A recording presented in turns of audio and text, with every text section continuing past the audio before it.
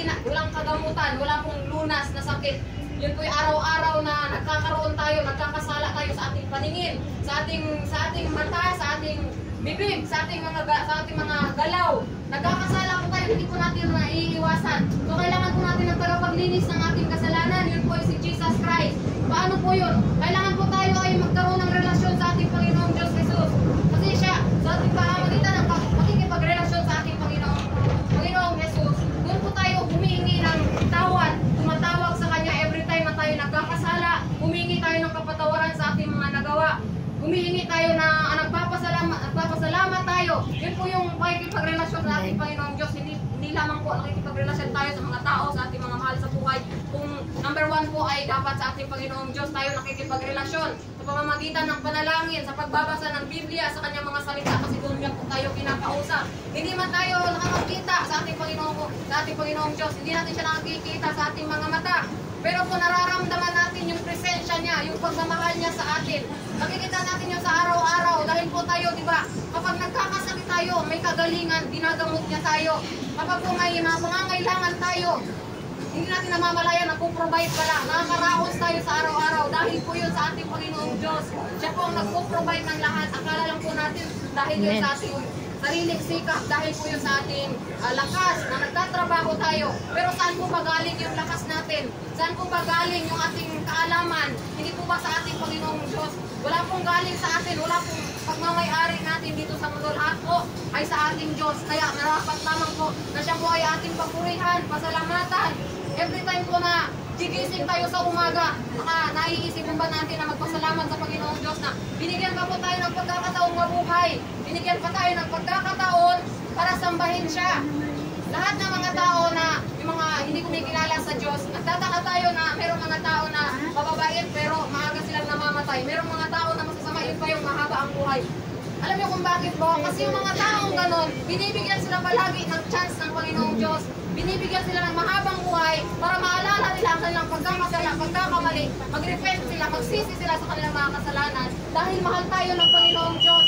Yung pag-ibig niya walang hanggan. Hindi niya tayo tinitignan sa ating karumihan, sa ating mga kasalanan, sa ating nagawa, sa buhay natin. Tinitignan na tayo yung ating puso. Kahit pa makasalanan ka, marumi ka sa harap ng Diyos, kung ikaw ay totoong nagsisisi, umaharap sa Kanya ay papatawarin ka. Makakamtan mo ang buhay na walang hanggan.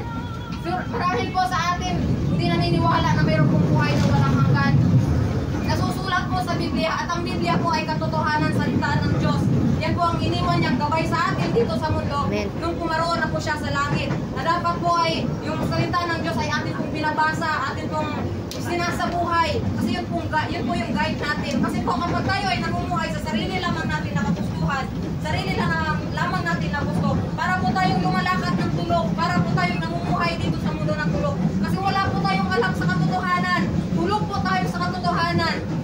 Sarado po yung ating mga mata sa katotohanan. Ang alam lang po natin, mangarap, mamuhay, maghanap buhay, magtrabaho, o kakain, gigising, matutulog. Yun lang po yung alam natin, hindi po ba?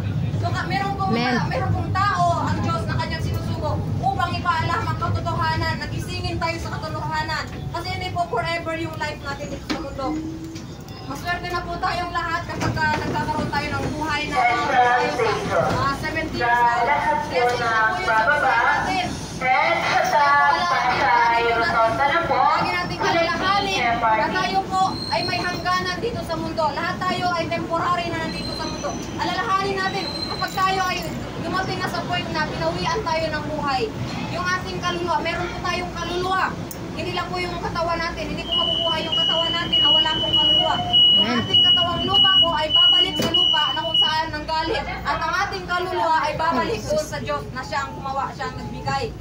So paano po kung namatay tayo nang hindi po tayo nakatanggap ng libreng kaligtasan na ibinibigay ng Panginoong Jesus sa pamamagitan ng kanyang pagtako sa kanya sa krus? Yun po yun, yung maniwala tayo sa kanya, manampalataya tayo sa kanya, magkaroon tayo ng relasyon sa kanya. Hallelujah, praise Yun po yun, God. doon natin makakamtan yung kaligtasan na ibibigay niya sa atin.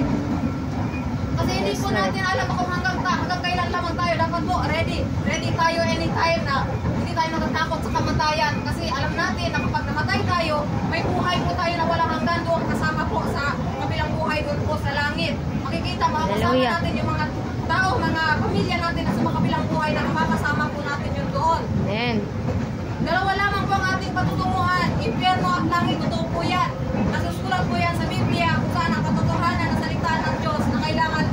ipaalam sa lahat ng tao upang makatanggap ang lahat ng tao ng kaligtasan.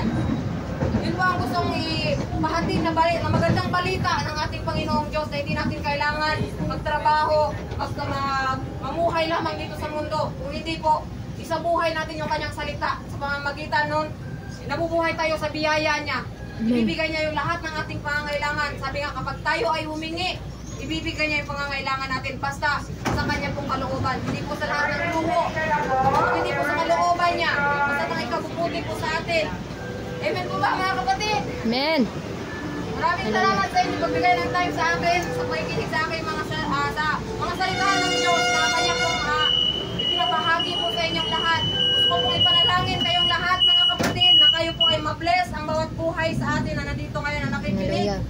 Panginoong Diyos, Ama sa langit na makapangyarihan sa lahat na siyang gumawa ng langit at lupa na siyang may-ari ng aming mga buhay.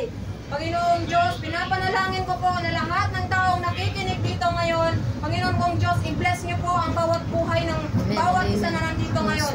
Nawa po Panginoong Diyos, bigyan niyo pong linaw ang kanilang kaisipan, buksan niyo po ang kanilang mga mata sa katotohanan, Panginoon kong Diyos, dito sa mundo, Panginoon. Lord, nawa po ay gabayan niyo po sila sa bawat araw ng kanilang pagtatrabaho, sa bawat araw ng kanilang pamumuhay, kasama ang kanilang pamilya, O Diyos. Gabayan niyo po sila, protektahan niyo po sila, Panginoon, sa lahat ng mga pangyayari na hindi sinasadya dito po sa mundo, na marami pong mga karahasan na nangyayari, kung ano-ano mga nangyayari na disgrasya. Panginoon Diyos, gabayan niyo po sila, protektahan niyo po sila, Panginoon, sa lahat ng kanilang gawain. Nawa po lahat ng kanilang gawain, lahat ng kanilang gagawin sa buhay ay papupurihan at pasasalamatan po nila kayo. Kayo po ang kanilang ituturing na Diyos. Dahil kayo naman po talaga ang may-ari ng aming buhay, Panginoon. Maraming salamat, Panginoon Diyos. Nawa po'y mapapurihan ka sa lahat ng aming mga ginagawa. Sa ngalan ng Panginoong Jesus. Everybody say Amen. Amen. Thank you, Lord. Hallelujah.